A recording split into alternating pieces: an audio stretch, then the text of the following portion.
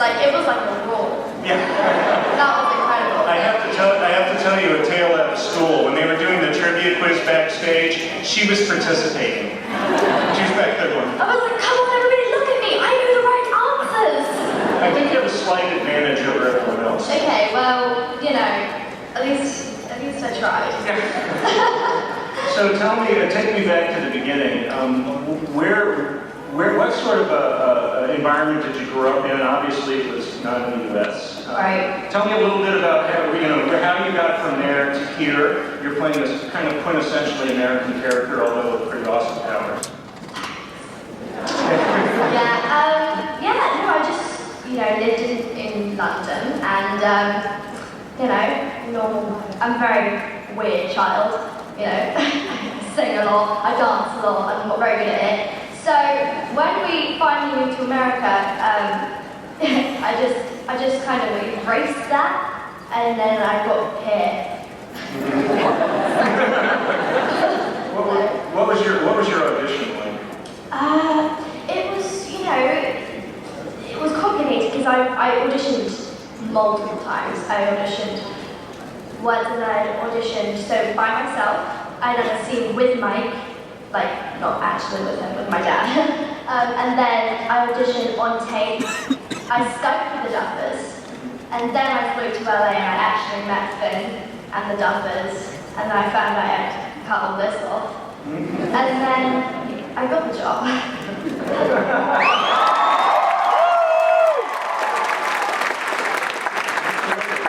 What kind of material did you have to do? Was it just a regular scene where you're talking, or were you like trying to dance spoon? Hold on, 11 talking. Yeah. I'm trying to picture you like staring menacingly, or. No, I didn't actually have to stare. I cried a lot in the audition. All I said was, "It's behind you," and that was it. So I was like, "Oh, that's great," And then, I kind of just went along with the script. I didn't get a lot. The others were like, "You're going to cut your hair off, your name is 11, and relate yourself to E.T. Hold on. Give me just a second. Then I got that, gathered all that information up, and then I just performed, and I enjoyed it. I really enjoyed playing 11, but the audition process was, it was difficult because I had to find 11. Right. It was like, I didn't really know what her look was, I didn't know, what she was like. She was vulnerable, but then she was like, and I was like, okay, she's kind of evil as well. So, you got to kind of combine the two. Tell us a little bit more about finding 11. Like, what sorts of things did you do physically, like with your voice, with your face, your posture, those kinds of things? Did you have certain particular things you were like, I should do this and this? Yeah, well, I mean, it was more like because I was shooting so much. When we was on set, I was standing there and I'd think of stuff. I'd be like, I just don't know what to do, and then I was like, I know what to do to clip someone's neck, like to break someone's neck.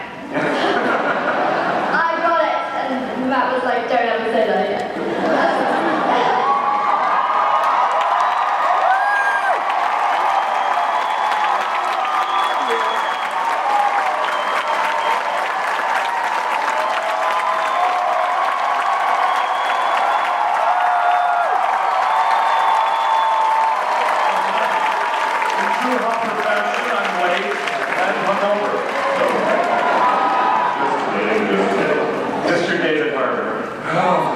Thank you very much. So we were talking about auditions and about finding the character. Do you remember, was there a particular scene that you auditioned with? Do you remember? Yeah, I do. I auditioned with that first Joyce opera scene. Yeah, and it was just a quick take, and we just did that scene a couple times. And I remember wearing I wore a hat to the audition. I normally never do that, but I thought that this guy was the guy that kind of likes to hide. And so I wore the hat, and even the casting director, Carmen Cuba, was like, "You want to do one without the hat, man?" And, no, I'm good. So tell me about the first time that you saw Millie in this 11 full regalia. I actually saw Millie's audition tape. What was that like? Yeah. You knew that I saw that? I think everybody kind of saw it. Like, I didn't realize it went out to everyone. Because I'm like, a cry, like, I'm like, in the whole audition. Like, it's It was a not pretty good audition. It was a pretty good audition. It was like, But yeah, I met Millie at the table read, and you didn't have your head shaved then, right? it was actually that day. Yeah. Really? I got it done. And I was like in the audition, because, no, in the table read, you know, I didn't have any lines. So, all I said was like, no, yes, Papa, yeah. And then, so that day, you know when it just like, well, nobody probably knows, but for me, when you get your hair cut, it gets everywhere. And I was wearing my fluffy pajamas, and it got everywhere. And I was literally like this the whole route through. I was like, it's everywhere. The hair was just everywhere. So it wasn't, you know, everybody was like saying their lines, and I'd have to say like, no. So that was really it for me. When you're doing the telekinetic scenes, are you just make telekinetic face, or are you picturing a particular thing or feeling a particular thing? Yeah, well, you see, I didn't really know how I got my face. It was just like, I got to be crazy. You know, I got to kind of look like a child, but like scary. Right. So then I was like, I know what to do. And then when I done it, you know, everybody was like, that's the 11th face. And then the whole thing, you know, we would do the scenes and did I? Oh, I did actually do it. I don't think so, how With me? yeah, is that? No, just in the back scene. Oh, no, that was hard. Yeah, that was tough. That was hard, because I started getting dizzy. I was like, wow, that's a lot of salt in here. But then, like, when we done the crying scene, and everybody was just kind of sitting there like, cut, and we was like, all right, let's go to lunch. So that was a really, really fun scene. I think for everyone to work together for the first time.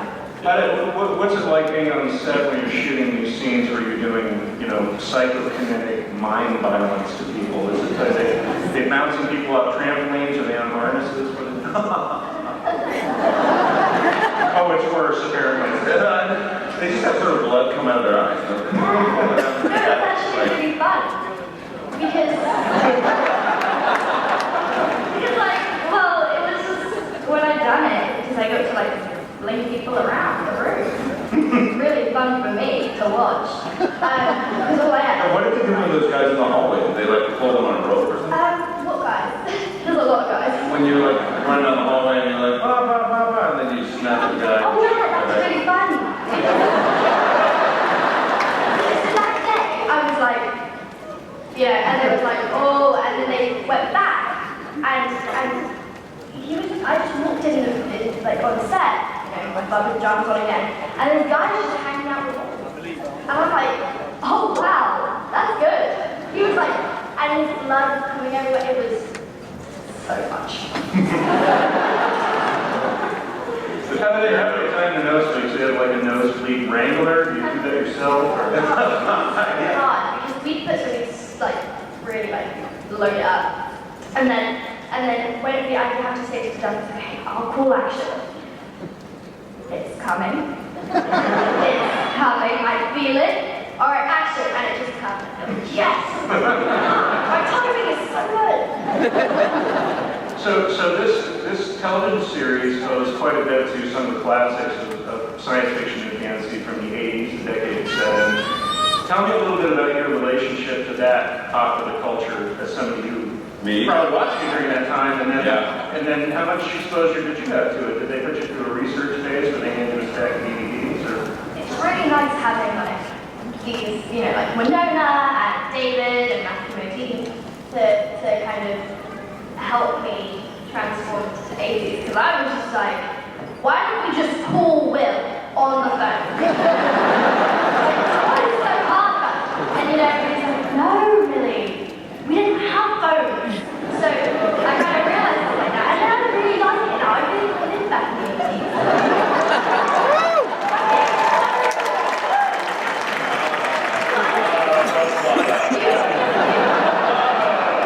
It wasn't as good as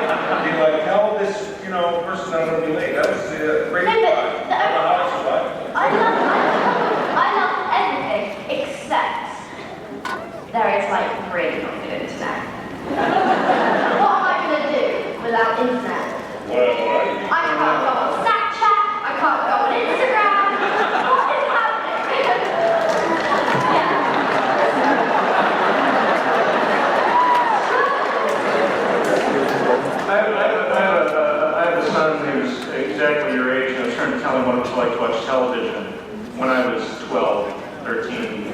And the idea that you had to be in a place, you had to be in a certain place at a certain time to watch a show, and if you missed, you had to wait 6 months. He stared at me like I'd grown up during the firebombing of Dresden.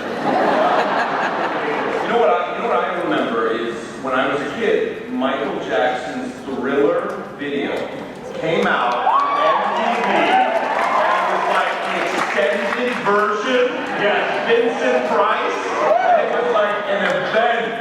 Like all my friends gathered around the TV. We waited for like an hour, and then it came on, and it blew my mind. That kind of event television doesn't happen anymore. Like I remember like the Cosby Show. You think about the numbers, like 40 million people on a Thursday night stayed home and watched the finale of the Cosby Show. I mean, that's crazy that 40 million people in their living room watching it. We just don't watch TV that way. I can relate to you. This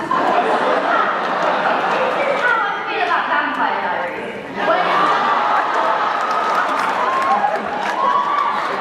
You know Vampire Diaries? But don't even. Oh my God! No. He's gonna be in Atlanta when the shooting. Oh my. It's quite back in Atlanta.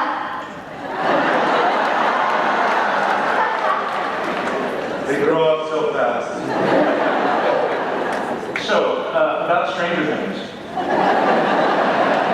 When you're shooting, We're the Vampire Diaries family. when you're shooting the scenes in the underneath, what is it like? What is the set like? What is the feeling of it? It's super dorky. I mean, it doesn't look the way it does in the actual show. And the show is amazing and beautiful and it's got all the things. But on the actual set, it's really silly. Like, there's a bunch of purple, like, piping that looks really fake. And it pulsates, too. So it sounds like you're in a bad haunted house. Like, it kind of goes like, and then for the spores, they have a dude with a big old pillowcase full of like dandelion things. And they have a big fan. And so you can be walking down the hallway like with a gun, like, what the hell is going on? And then this guy is like standing there.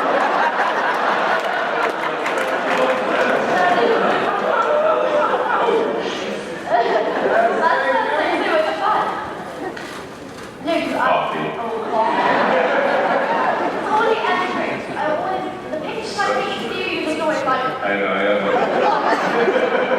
Love it. Well, enjoy it. Thank you. Next question. Tell me about the creature.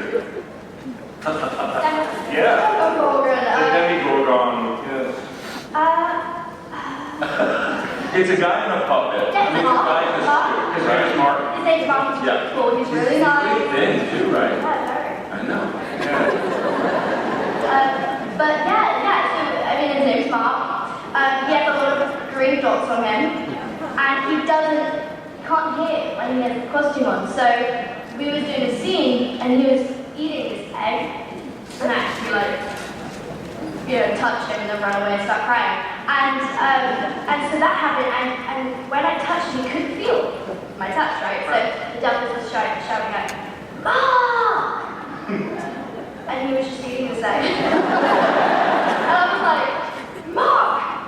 Mark! And he wasn't listening, so that took a really long time. So we had to get someone on his feet to like pinch it. As a cue? Yeah, to be like, My only interaction with the monster is like because I didn't shoot any of the monsters, so I would see him though when we were like between scenes or something. The only interaction I had with Mark was seeing him like strapped up like this with a ton of fans, like blowing into all his armpits and everything. Big old suit. It was the least scary thing I've ever seen. they have an entourage. And the thing is, so I have a baby sister, and there's two little toddlers on the show, right? And Tinsley and Aniston, and obviously when the monster come on, everybody's like, oh. So, I love how we call them monster. And so everybody comes on, and the producers actually had to tell the two toddlers, it's only a monster from Monsters Inc. And they were like, okay. So now, like, my sister is like, Mark!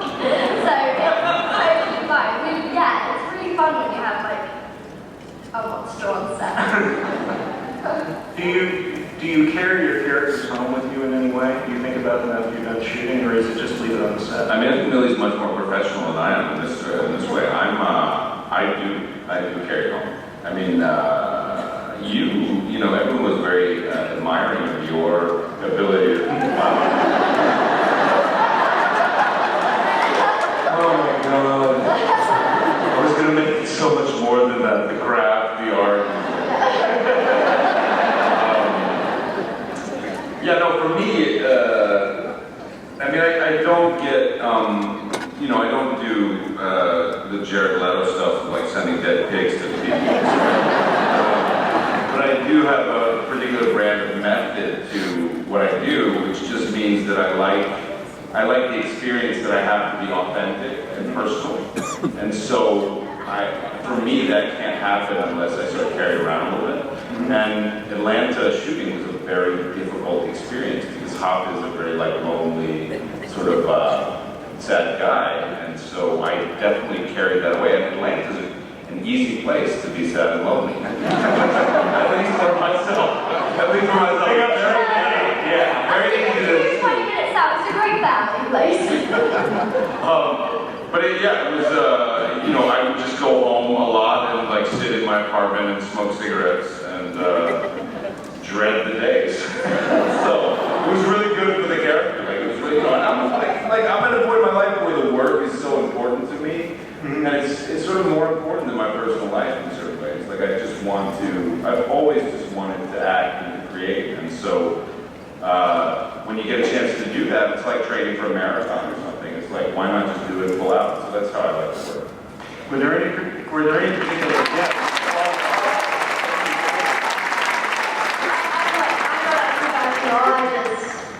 I just say no and cover, so I'm not me at all, but you're very, you know, your character's very sad and lonely, but you like coffee. That's a happy thing. No, but like, that's what you kind of relate to, you know, look, get me my coffee. Yeah. You know, that's what you say when you go in the office. I'll be saying that till the day I die. It'll be my catchphrase, So, everything I do. Did you have us? He came over to dinner for a pot roast. Oh yeah, that was sweet. That was like the nicest day I had in my life. Like, it's like the only nice day I had. Thanks, man. That is so sad.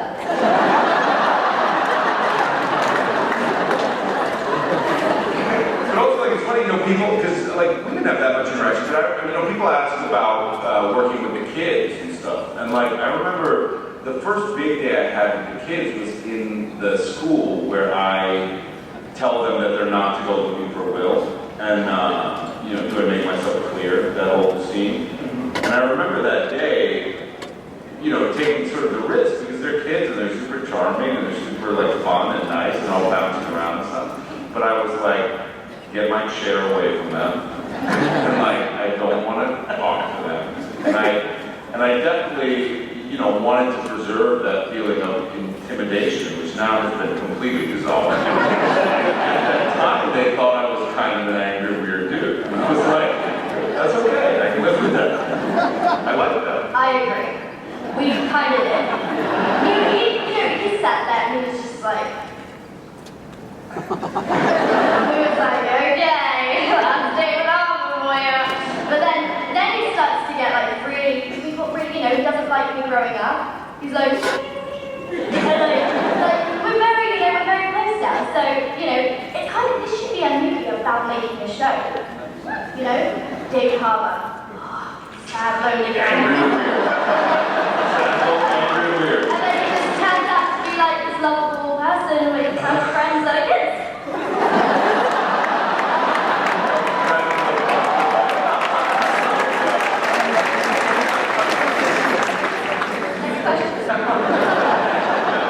Well, I was going to ask what sorts of relationships the actors had when the cameras weren't rolling, but I think that question has been asked and answered. You obviously don't get along really well, huh? Yeah, so you mean your little sister? Yeah, my baby sister hosted a talent show. I couldn't get tickets. No, you couldn't. Winona and her boyfriend all sat and we all watched, you know, my sister. What did she do? She juggle? No, you had to juggle. She tried to sing at one point too. I know at first I couldn't get a ticket to that. She would walk around and pass out tickets to her talent show. And then when she got to me, she ran out. Yeah.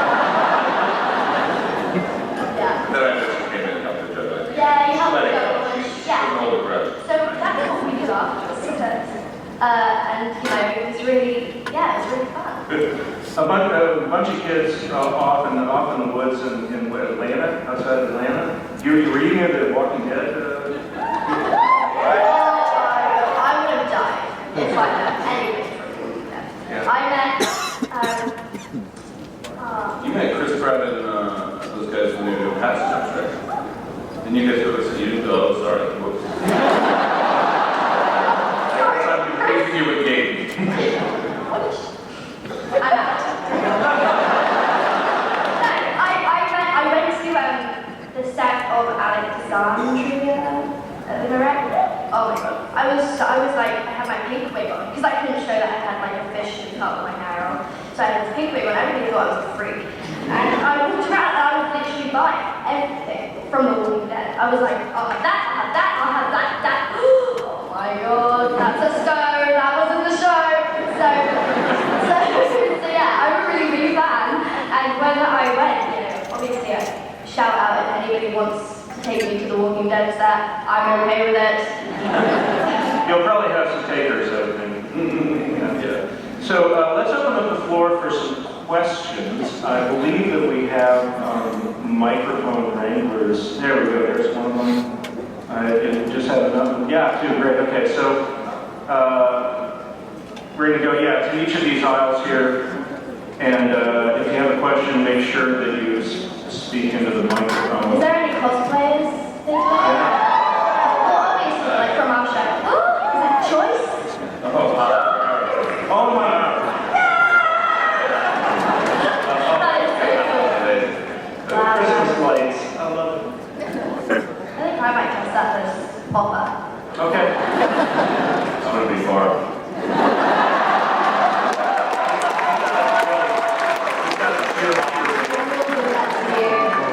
Justice for the Ivory. Well, that's... Hi, I'm Joe. Hey, Joe. Quick question. Will we ever get justice for Barb? You want to take it home? Yeah, we can't, we do know a little bit about, we're not going to say anything. But we will tell you that we do deal with the loose ends that, in season 2, and we do deal with some of the internet rage over Barb. So we will have justice for Barb in some sense, but those of you that are wishing that Barb somehow magically comes back to the show, I can assure you that Barb is very much dead. Yeah, I was going to just say, if you guys want her back, get on Twitter, tag her, and just pause. Did the Barb thing catch you by surprise? Totally like Actually, she didn't lose the read-through. She's like, guys, I don't want to die. I was like, Douglas, you want to take this? And it was like, yeah, you're not going to die. And then episode 4 came. We was literally reading, standing there, just like, she was reading it. She was like, the Demogorgon! And we was like, oops. Yeah, so it was actually quite sad, but, I mean, one thing I will say about Barb though that I wasn't surprised, like I was very, like she has such a unique look, and like that haircut and her body and the whole thing is just so like great, and it's so of the time, and the mom jeans and the whole thing. I just thought like aesthetically, a production value, it was extraordinary, and then the fact that like Shannon gives a great performance, so like I'm very surprised by the response to it, but I think it's like well deserved. I think it's as iconic as any of us in the show. It's as iconic. because like, I have that look, and then Bob has the look. Does anybody know the look? She goes like, she's like, oh, are you and Steve going out tonight?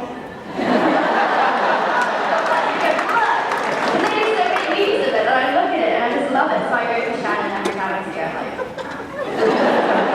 Okay, next question. Hi, my name is Matt from New Jersey.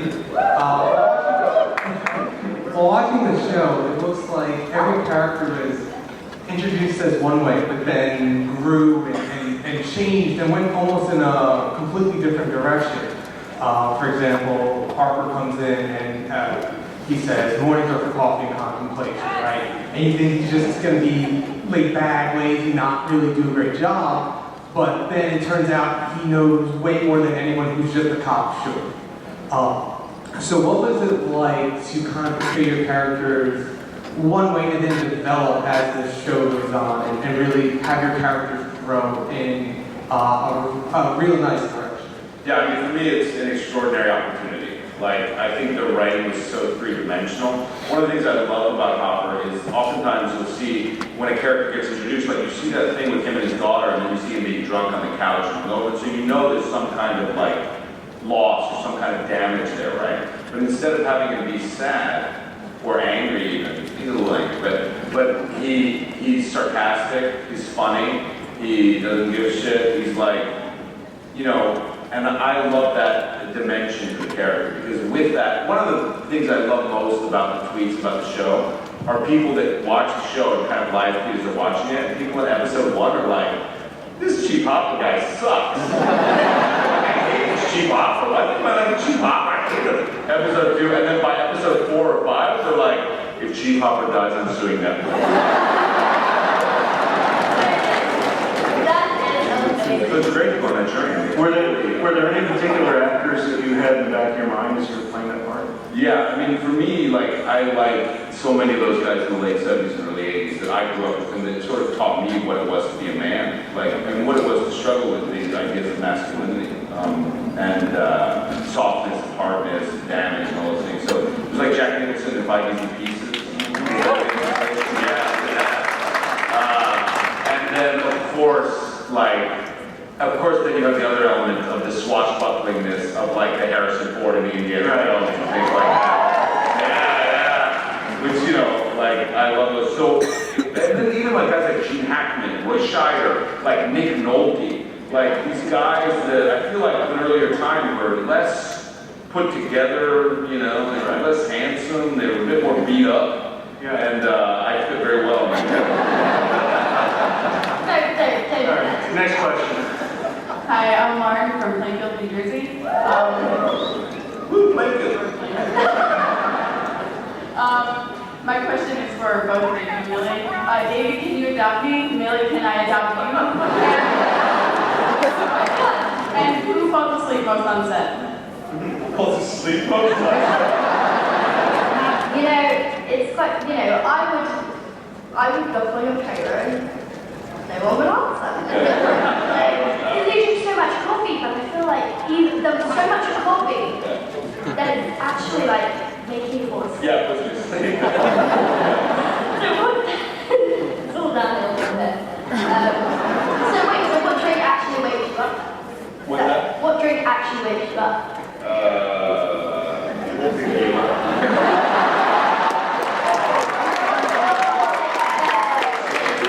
Non-alcoholic beverage. What wakes you up? No. You know, wait, I want to talk about the daddy thing for a second. There's two versions of this that are online, and I get them confused very much, Plainfield and Jersey. So one of them is like you're an attractive older man, and then the other is dad. You're like, oh dad, like I'm the dumb parent who's driving you to the movie. When she said, so what drink actually wakes you up, I asked, like I whispered tequila, and then you said tequila. You are my daughter, I know. Also, Aaron Hall is my favorite of the characters at the moment. I'm sorry. Next question. Hi, I'm Sonia from Staten Island. This is more of a question for David, where the science teacher in the show is so great, but how... I love him so much. Yeah. I mean, how appropriate is it for his kids to call him in the middle of the night going like, how do I build this? Like, this sounds very... And he thinks it's totally normal. Can I just say it was the 80s? I love that scene so much because what's so amazing is he's on this like hot date, this like cute girl, and they're like watching the movie, and then there's a picture of him where like I posted this meme or something where he's on the phone with the kids, and he looks more excited and talking about how to build a deprivation tank than he ever was with that girl. And it says hashtag teach teacher of the year.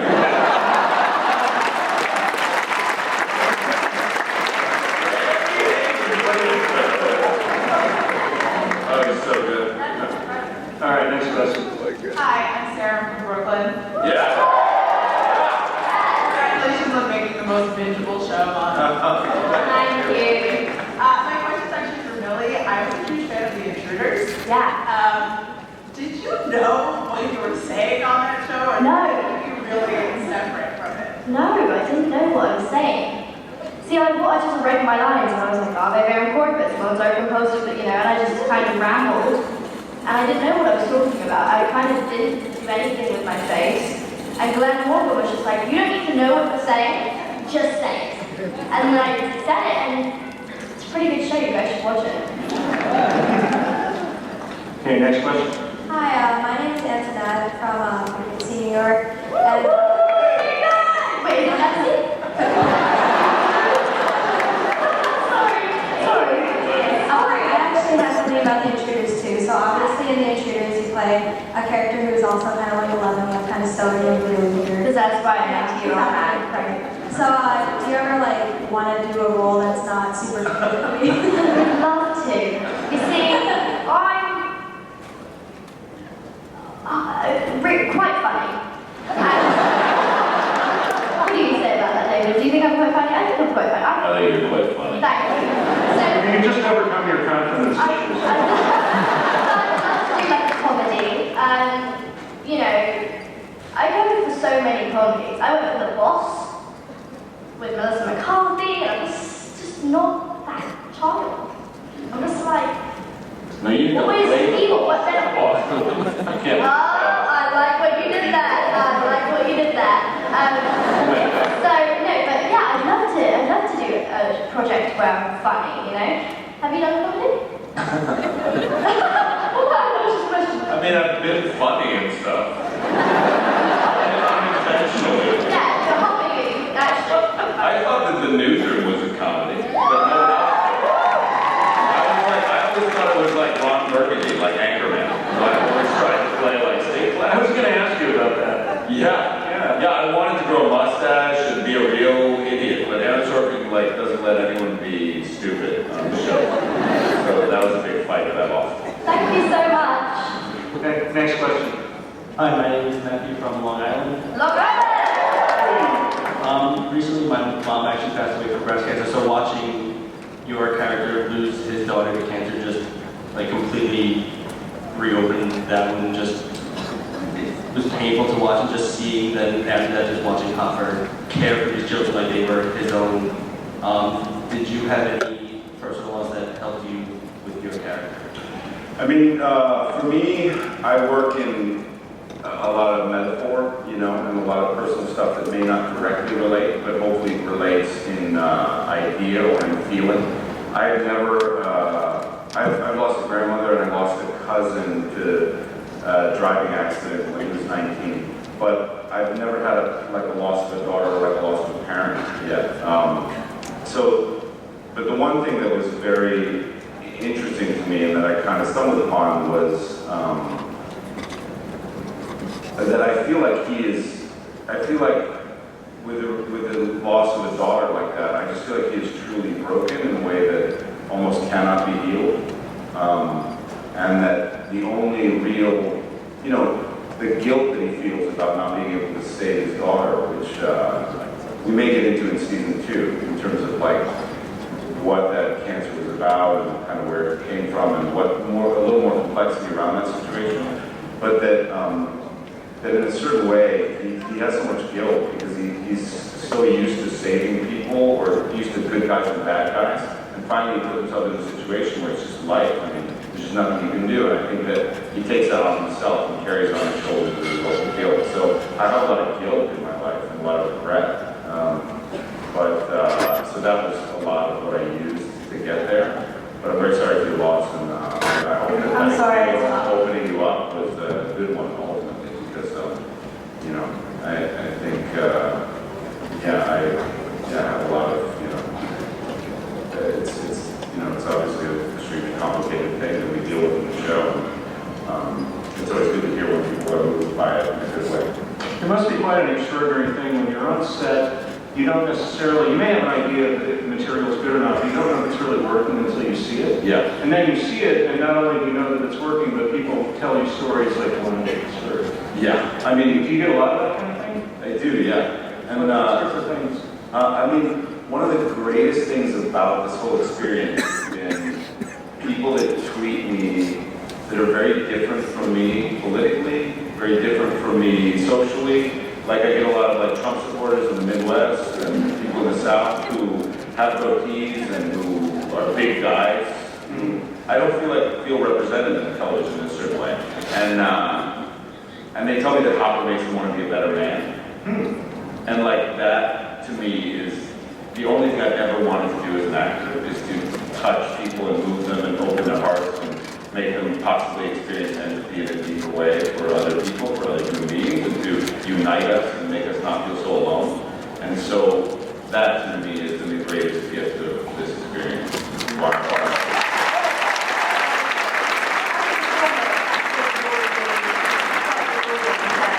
People getting touched by, our performance, and it's really, really rewarding. What do people say to you about your character and about performance? What sorts of personal stories do they relate to you?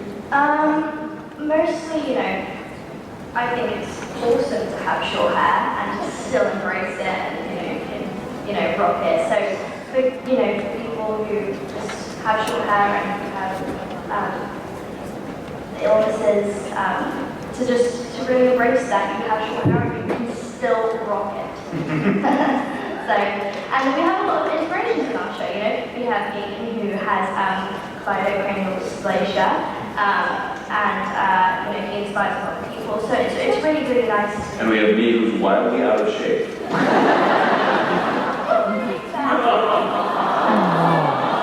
so horrible. You look great.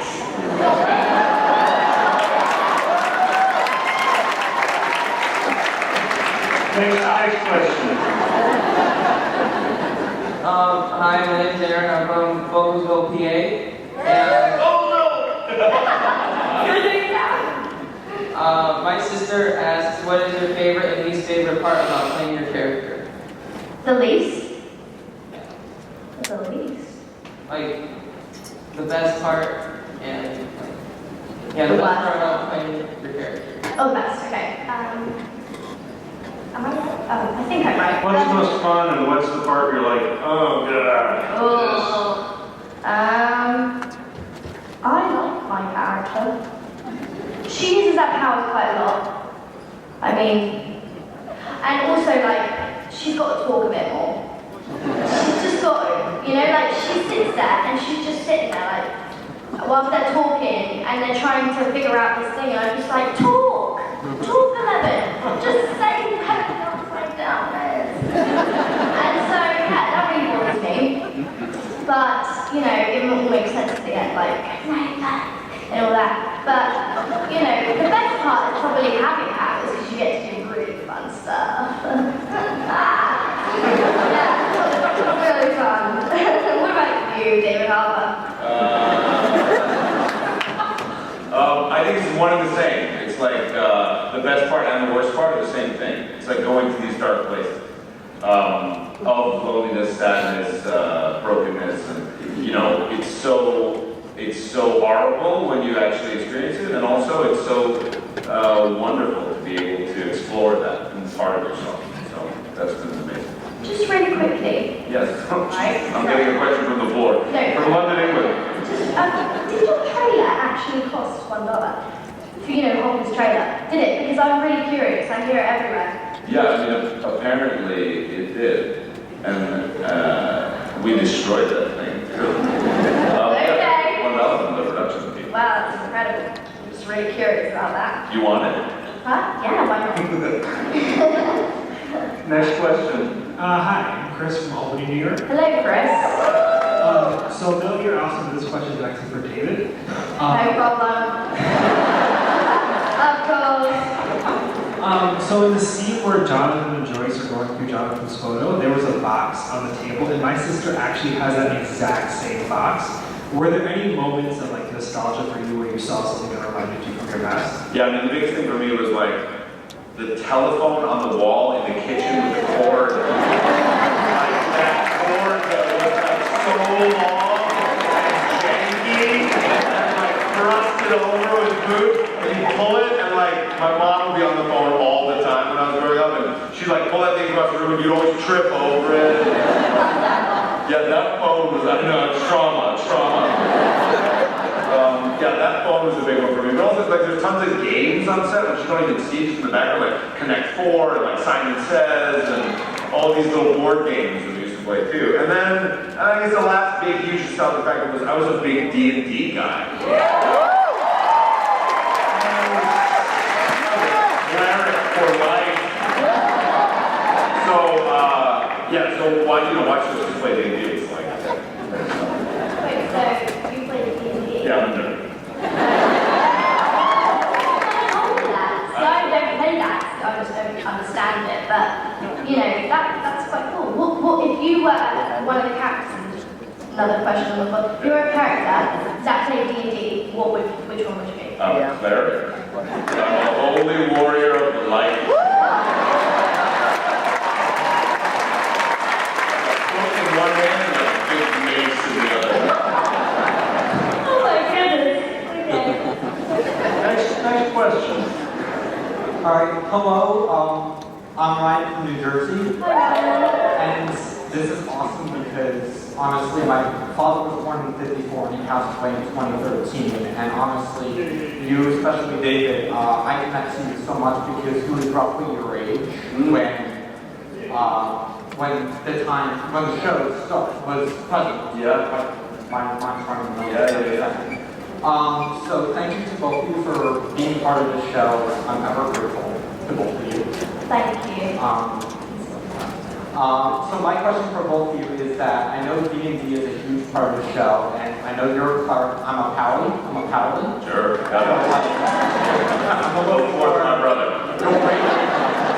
Sword in one hand, shield in the other. Yes. Smite the evil one. Is D&D, can I relate it to like,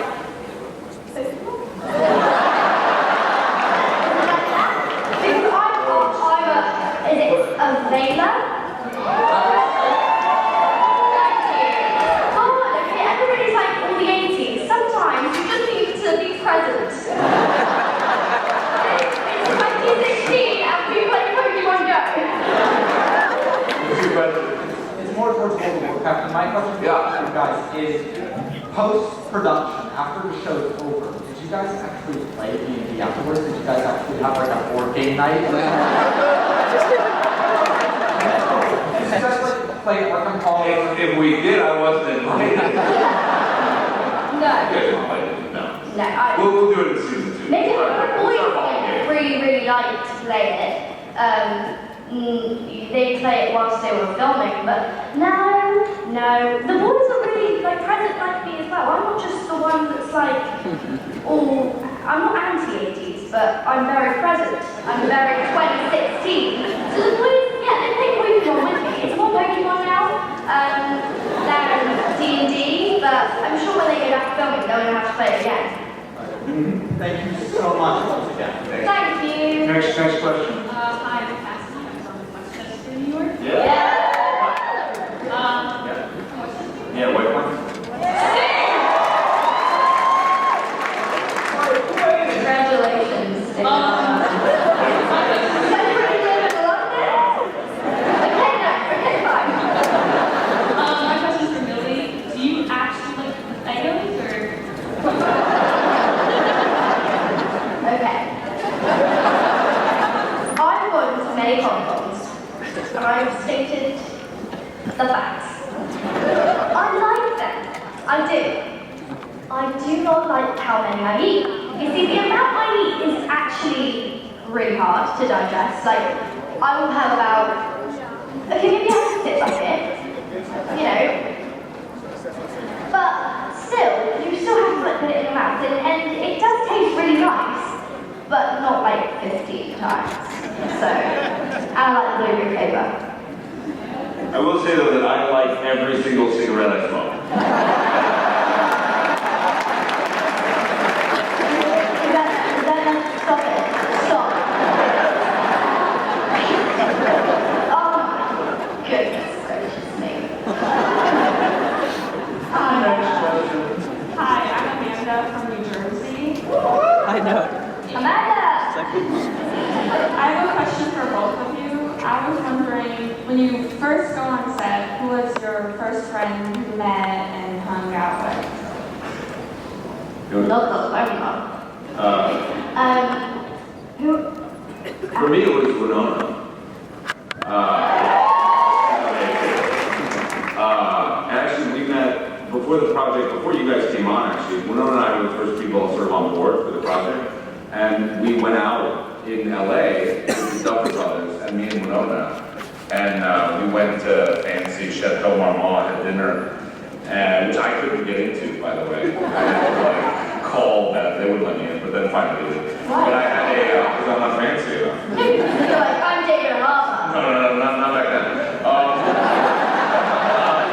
But anyway, we had like a 5-hour dinner, and I just kind of fell in love with her. Like, I think she's so extraordinary, and so she was like my real friend on set. Like, I just hung with her.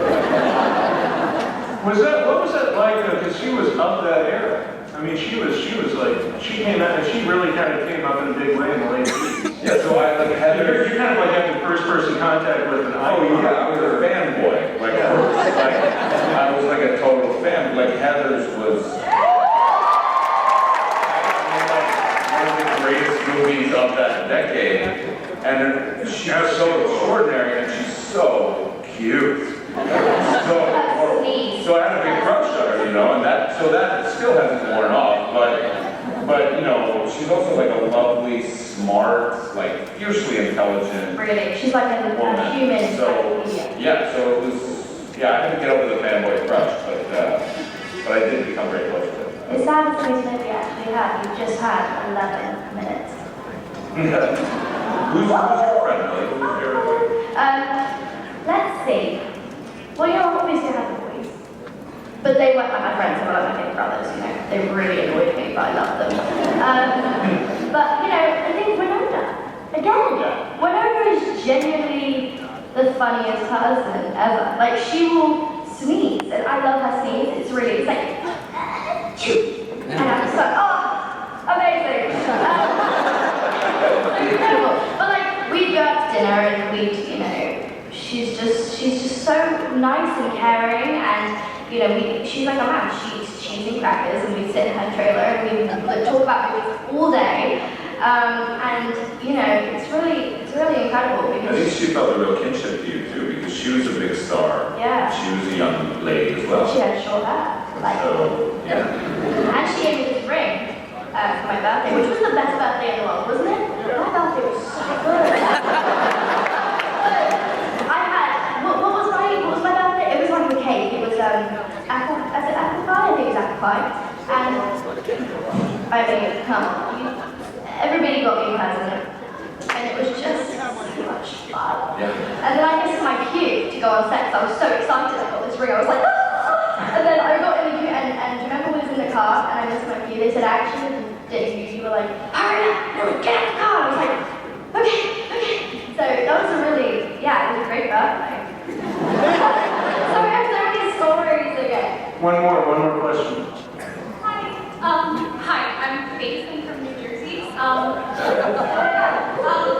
So one of my favorite parts of the season was actually one of the last moments when Hopper was leaving the waffle rooms for 411. So my friends and I started talking about it, and we were considering the idea that hypothetically, if 11 came back next season, him like pseudo-adopting her like a child. What do you think that home dynamic would be like? Can you tell us everything you know about season 2? We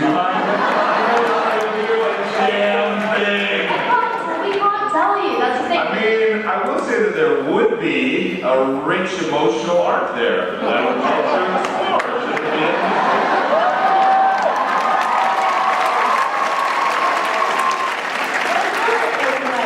I mean, look, here's where we end season 1 with. We end season 1 with Hopper actually sort of selling Eleven out, right?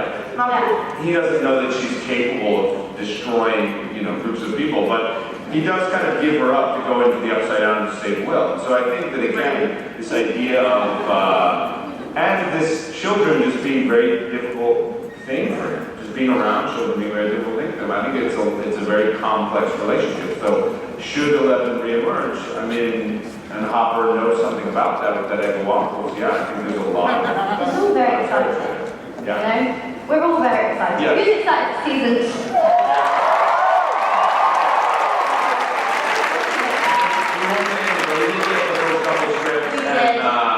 The arc, and it's insane. I mean, it's insane. I could read it and I could say, oh, 11's not in it. Or I could read it and say, booking my flight to Atlanta. So I'm not saying anything, but either or, it's going to be incredible. Yeah. Well, based on how ridiculously charming you all are together, I wouldn't mind if it was just the two of you taking a road trip, like paper move, and you're just talking. I think 11 should give Hopper a makeover. Makeover montage, where we go shopping and stuff. Yeah. Your Julia Roberts montage. Exactly. It would be really fun to be like, ha, Yeah. get me to go. Get me a go, you know? Wouldn't that be fun? I love it at all. I'm scared. Oh, positives, guys. All right, so we're almost out of time. Let's take one more question. Can you do that? On this side of the last question. Okay. Hi, I'm Natalie from Long Island, and my question is, how do you guys feel about how it ended off with Nancy, Steve, and Jonathan? Oh my God, listen to that. Wow, a lot of people are unhappy with that? Who's unhappy? People happy? You know, because we always have a season 2. So anything can happen. But I'm okay with Stacy, you know? Because I just think Jonathan, like, you know, maybe he might, imagine if Barb, this is just a theory, guys. Imagine if Barb came back and Jonathan and Barb were dating. That would be incredible. Oh my God, so good. Right over here. What do you think? No, it's one of the great love triangles of this series. I mean, because even when I was watching it, I felt torn. You know, the angsty James Dean type, and then the like popular football kid, but they both were so three-dimensional, because like, you know, Steve winds up being a really good guy, like getting Jonathan a new camera, and sort of like being sweet to him at the end. Oh, people don't like that. And then Jonathan can be kind of a jerk. I mean, he's kind of dark horse, but he also like doesn't treat so well sometimes, and I don't know, so I don't know who would be better. But it is a great love triangle. There will be more of that, you know, in seasons to come. So I think my favorite quote is, I don't feel good about this. I don't feel good about this. Oh, I could not stop laughing. I was like, this is crazy. This is crazy. This is crazy. Yeah. Oh, my favorite. Well, thank you both for joining